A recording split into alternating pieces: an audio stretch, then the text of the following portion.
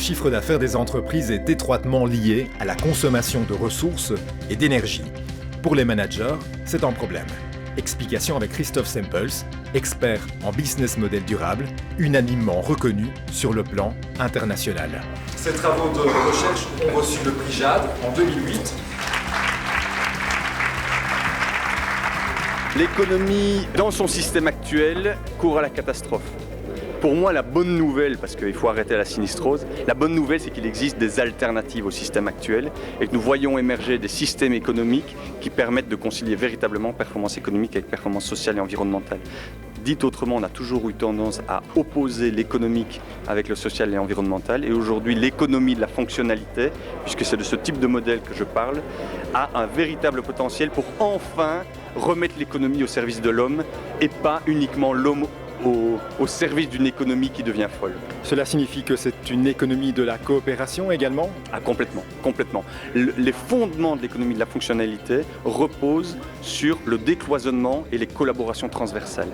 Donc on est clairement dans des courants d'économie collaborative, d'économie contributive, et donc effectivement on retisse de nouveaux liens entre les individus, entre les entreprises, entre entreprises et territoires. Et donc il y a énormément d'entreprises, grandes ou petites, qui aujourd'hui sont prises dans des étaux dans ces logiques de marché. Une économie appelée économie de la fonctionnalité. Les participants aux ateliers du Gré-Liège réagissent. On en est à un stade où on doit repenser notre manière d'appréhender l'économie et que les exemples étaient très parlants pour la région. Un peu des pistes vers une nouvelle transition en fait, et une transition qui est intéressante parce qu'il y a un lien avec un ancrage sur le territoire. On vient de rebondir avec une personne qui a suivi l'exposé avec moi qui m'expliquait dans un magasin, dans une grande surface, on peut proposer un service pour comprendre le comportement des consommateurs dans les différents rayons quand ils déambulent. Si je suis une entreprise qui propose ce type de service, je peux vendre une solution informatique avec des capteurs, etc.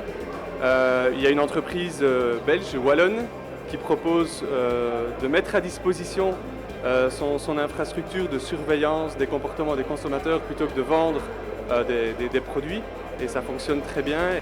Les business models du futur, créer de la valeur dans un monde aux ressources limitées. L'ouvrage de Christophe Sempels et Jonas Hoffmann est disponible aux éditions Pearson.